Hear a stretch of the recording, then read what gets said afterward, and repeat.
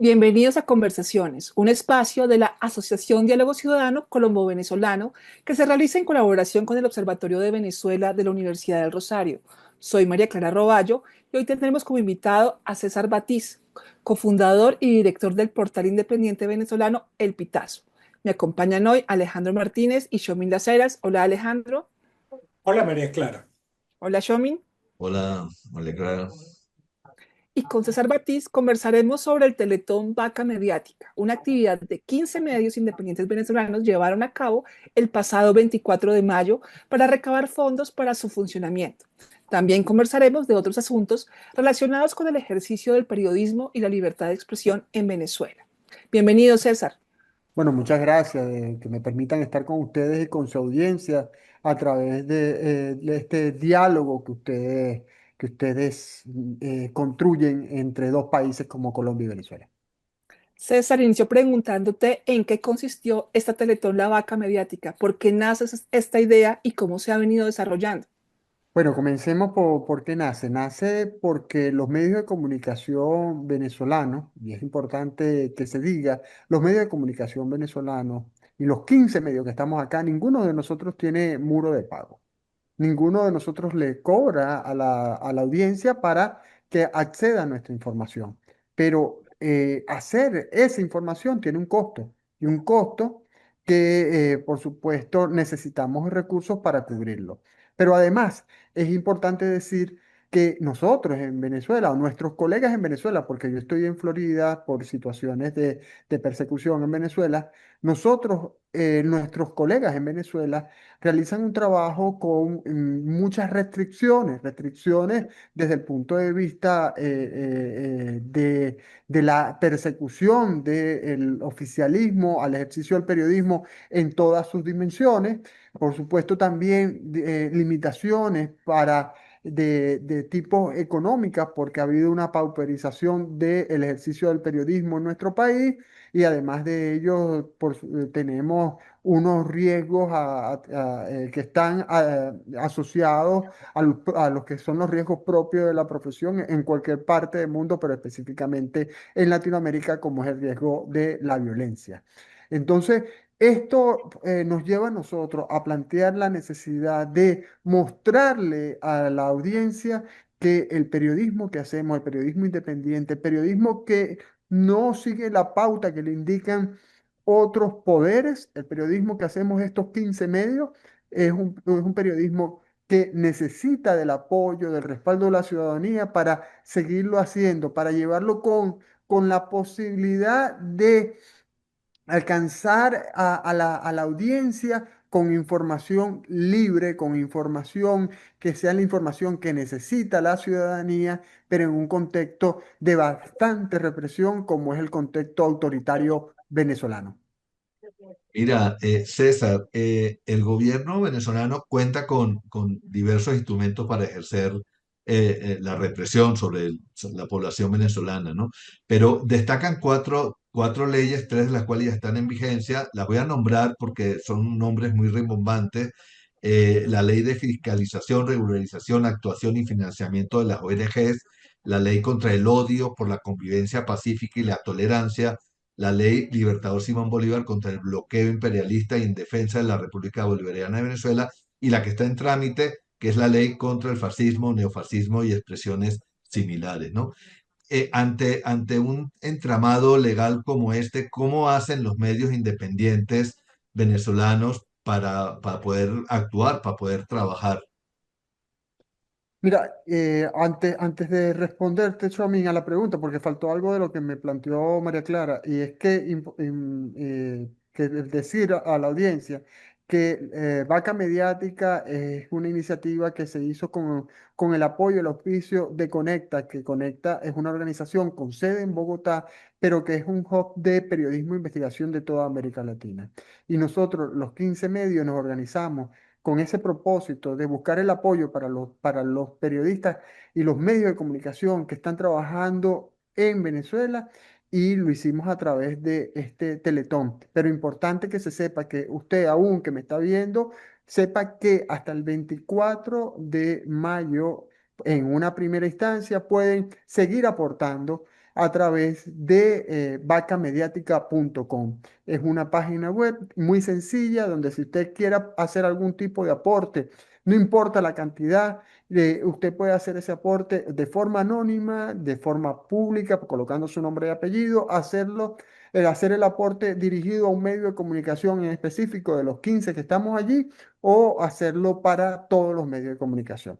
Ahora sí, Chomi, tú hacías una pregunta muy importante porque es una pregunta que caracteriza los obstáculos que enfrentamos los periodistas o que enfrentan nuestros colegas periodistas en Venezuela y que por supuesto enfrentamos los medios de comunicación y que yo como director y cofundador de un medio, por supuesto también debo enfrentar desde el lugar en que estoy, pues hay un equipo que dirigir que está trabajando en esas circunstancias, difíciles circunstancias, porque resulta que uno tiene que incluso cuando va a algo tan sencillo, tan cotidiano o tan frecuente en el periodismo serio en el mundo, que es solicitar una información ante un ente público, uno tiene que pensárselo dos veces.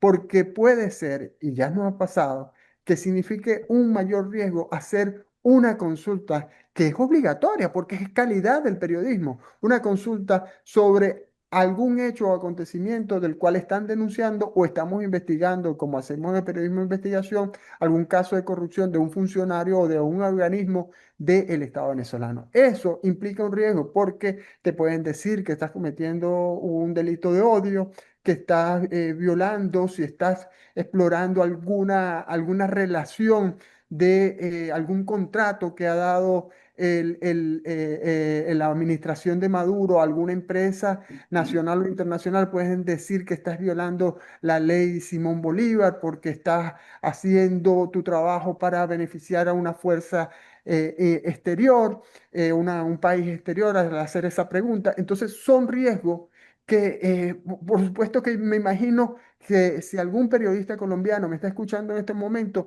no puede dimensionar lo que significa, porque algo tan necesario que, y repito, que es parte del periodismo de calidad, como es hacer las preguntas a las instituciones que están siendo investigadas o denunciadas, se pueden convertir en un hecho que sirva para denunciarte, para perseguirte y para encarcelarte o cobrarte multas bueno, millonarias que pueden afectar, que pueden obligar al cierre de un medio de comunicación. Ahora, debo decir que las leyes que mencionaste, las dos que están ya en aplicación, han estado allí como unas espadas de Damocles, que todavía no han sido utilizadas como pensábamos que la iban a usar.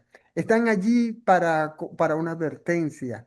Hemos visto muy pocos casos, y espero que se continúe así, hemos visto muy pocos casos de la aplicación de esa ley. Es más, yo me atrevería a decir que han tratado de hacer algunos casos ejemplarizantes, pero sin aplicar la ley en su totalidad.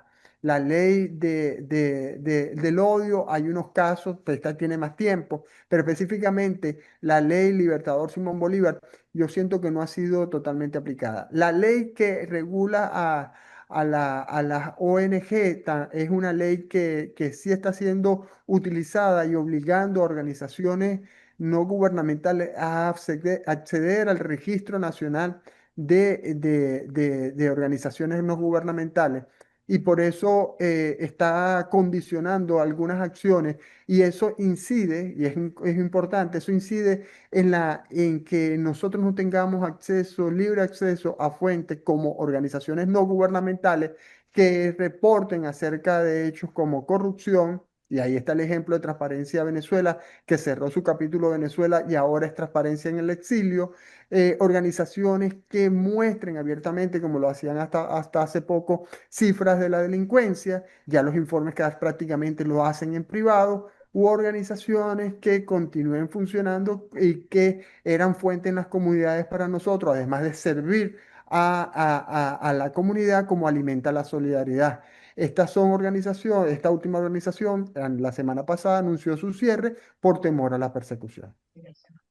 César, el régimen venezolano tiene, digamos, ha ido perfeccionando sus mecanismos de ocultamiento de información. Eh, Inicialmente comenzaron por sencillamente no permitir el acceso de los periodistas, no dar ruedas de prensa, canalizar la información exclusivamente por los canales, digamos, sometidos o canales incluso oficiales abiertamente. ¿Cuáles son, crees tú, los mecanismos que utilizan para que las transacciones no se conozcan, para que haya opacidad, digamos, para llegar a esa masa tan impresionante de dinero que ha ido a parar a donde no debía en el caso de Venezuela?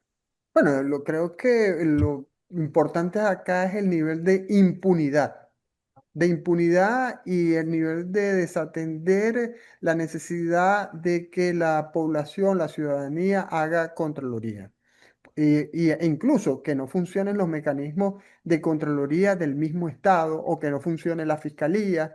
Pero, repito, pero es que tampoco los periodistas intentamos hacer contraloría como periodistas o los ciudadanos intentan hacer contraloría y puede convertir eso en un delito, puede convertirse eso en un hecho de persecución. Yo creo que si bien es cierto, y ustedes como venezolanos, Alejandro y Shomin, deben conocer muy bien que tantas veces que denunciamos, y lo recuerdo muy bien durante la década de los 70 y los 80, aunque yo nací en los 70, que la impunidad, la corrupción, no hay castigo. Y resulta que ahora, después de que llegó al gobierno un Hugo Chávez que habló de cajas negras en PDVSA, las cajas no son negras selladas, puestas bajo concreto y es difícil saber. Y lo que se sabe no termina en un proceso de investigación por parte de la Contraloría. Desde hechos como, bueno, se perdieron 500 millones de dólares del fondo de jubilados de PDVSA, caso Pedeval o más reciente, los 21.000 millones de dólares de la comercialización de petróleo pagados con criptomonedas, por lo cual nada más están presos, bueno, nada más no, porque es bastante la cantidad de presos que hay, porque hay más de 14 presos, pero no sabemos, la ciudadanía no sabemos más nada de ese caso por el que está preso el ex gobernador del estado de Aragua, es ministro de Relaciones Interiores, es presidente de PDVSA, Tarek El Aissami, y uno de los hombres que fue por mucho tiempo muy cercano a Hugo Chávez y también muy cercano a Nicolás Maduro. Y repito, sabemos que están detenidos, se perdieron esos 21.000 millones, pero no tenemos acceso a esa caja negra enterrada sobre concreto para que nos digan qué fue lo que pasó. Otro caso que es un caso muy conocido por los periodistas, porque en lo que hemos sabido de ese caso, lo sabemos porque está en una corte en Estados Unidos, que es el caso Moneyfly, 1.200 millones de dólares estafados a PDVSA, un caso donde participaron personas como el dueño de Globovisión, Raúl Gorrín, un empresario como Francisco Convit, u otro empresario como Mario Bonilla, los hijos de Cilia Flores, el sobrino de Cilia Flores y otras personas más, pero de ese caso en Venezuela no se habla. Lo conocemos porque está en la justicia de Estados Unidos. César, yo quisiera pedirte que nos hablaras un poco sobre estos 15 medios por los que se ha impulsado esta iniciativa de la vaca mediática. ¿Qué papel vienen cumpliendo, no solamente como medio de información, sino como medio de denuncia en Venezuela? Y pues sabemos que también han hecho un trabajo muy loable, muy importante, que incluso ha tenido reconocimientos y premios internacionales. María Clara, precisamente quisiera comenzar allí para como una valoración, que no es toda la valoración. ¿Sabes cuántos premios tienen estos 15 medios de comunicación? La mayoría de ellos vienen funcionando desde el año 2014. Tenemos 50 premios nacionales e internacionales. Eso te demuestra la magnitud de la calidad, la pertinencia, el impacto que ha tenido el periodismo que realizamos estos 15 medios. Y como lo decía al principio, somos medios de comunicación que realizamos un trabajo en una de las peores circunstancias que se puede haber hecho periodismo en la historia del país, por supuesto en el país, en Venezuela. Pero hemos logrado, en verdad, durante esta un poco más de una década, los premios que nunca se habían logrado en el periodismo venezolano, los reconocimientos que nunca se han logrado en el periodismo venezolano. Y por supuesto, eso nos llena de orgullo y de satisfacción. Pero más orgullo, más satisfacción nos da el estar allí resistiendo, siendo resiliente y sobre todo proyectándonos en la recuperación de la democracia venezolana, soñando con que nosotros estamos hoy documentando el camino a la recuperación de la democracia venezolana y a la justicia. Y eso significa esperanza. Nosotros somos artífices de esperanza, no, por el trabajo que realizamos, por el esfuerzo que tenemos y por supuesto esa esperanza queremos seguirla compartiendo con nuestras audiencias y para eso necesitamos el apoyo de las audiencias. Mira, César, hace un rato lo mencionaste, hay 14 periodistas presos hoy en día en Venezuela y nos lo recordaba hace poco Marianela Balbi de IPI Venezuela, que nos decía que ella no recordaba otro momento en la historia contemporánea de Venezuela donde hubiera 14 periodistas presos al mismo tiempo, ¿no? Es un precio muy alto por ejercer el periodismo en Venezuela. Gracias a Dios, y debo decirlo así, no sé si todos los de nuestra audiencia son creyentes, el oficialismo en Venezuela se ha cuidado de no atentar contra la vida de los colegas periodistas, de nosotros los periodistas, porque bueno, yo hasta el año 2022 estuve en Venezuela.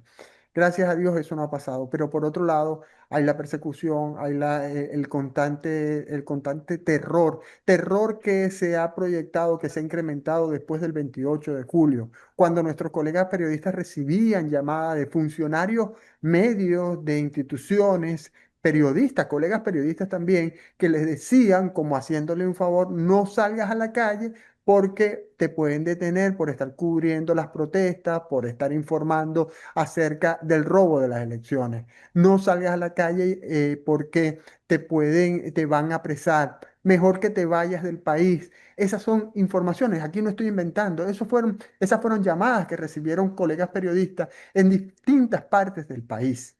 Y repito, no, el oficialismo ha tenido el cuidado de no escalar a hechos de violencia y ojalá sea así, ruego a Dios porque sea así, siga siendo así, pero por otra parte ha utilizado mecanismos para precisamente evitar o tratar de evitar que la ciudadanía se informe. Porque fíjense que fue muy curioso cómo, a pesar de que en la campaña presidencial no hubo posibilidad de que el candidato Edmundo González o María Corina Machado, líder de la oposición en ese proceso, no tuvieran acceso a medios masivos, a medios tradicionales, a colocar publicidad e incluso no pudieron imprimir afiches ni repartir franelas en la cantidad como lo hacían en campañas pasadas. Pero pese a ello, la ciudadanía se enteró, se informó, gracias a el trabajo realizado por los medios de comunicación independientes como el nuestro, o como los nuestros, los 15 que estamos representados en Vaca Mediática, pero también a las redes sociales. Porque la gente, eso sí debo decirle, la audiencia busca la información cuando le interesa y la toma donde está. Y eso es un ejemplo de lo que ha ocurrido en Venezuela durante el proceso electoral de julio del año pasado. César, estamos ya por cerrar. Te pediría una reflexión breve de un minutito sobre un tema al que hiciste referencia. ¿Cómo comparas tú, eh, cómo compararías el periodismo que se hizo en Venezuela en la era pre-Chávez y este periodismo de resistencia? Mira, lamentablemente yo comencé a ejercer en el año 1997 y la verdad es que, y en Cabima, no tuve la oportunidad y cuando yo escucho a mis colegas periodistas que vivieron esa época del Congreso Nacional, donde podían acceder a diputados o donde podían acceder a ministros, donde Teodoro Pekov como ministro podía regañar a un periodista, pero le daba información. La verdad es que siento mucha envidia. Y eso entiendo que lo hace la administración de Chávez y lo hace la administración de Maduro y para generar una menor calidad del periodismo. pero también para no darle resonancia al periodismo. Sin embargo, pese a esta resiliencia, a esta resistencia, a esta creatividad que hemos tenido los periodistas en estos 25 años, hemos logrado superar esas barreras. Que hoy, y eso es también una gran diferencia, hoy por los bloqueos, porque no hemos hablado de los bloqueos de los medios, y me estoy pasando el minuto, Martínez, pero el bloqueo de los medios en Venezuela, más de 60 medios estamos bloqueados en Venezuela. El primero, por cierto, fue el pitazo en el año 2017, cuando las empresas telefónicas y las empresas de telecomunicación impidieron que los usuarios ingresaran a nuestras páginas. Ese bloqueo nos reduce la capacidad, a diferencia del pasado, de tener más impacto en la opinión pública. Pero yo creo que hemos compensado esa falta de impacto en la opinión pública como, con una cercanía más a los ciudadanos, y con programas como este, como la formación de Infociudadanos que hacemos en el Pitazo, tenemos más impacto en las comunidades base, aunque la gran repercusión aún no haga falta debido al bloqueo. Muchas gracias a César Batiz por acompañarnos hoy. Los esperamos la próxima semana en este espacio de conversaciones de la Asociación Diálogo Ciudadano Colombo-Venezolano. Pueden seguirnos también por nuestras redes, así como por las del Observatorio de Venezuela de la Universidad del Rosario y en el portal de lasillavacía.com.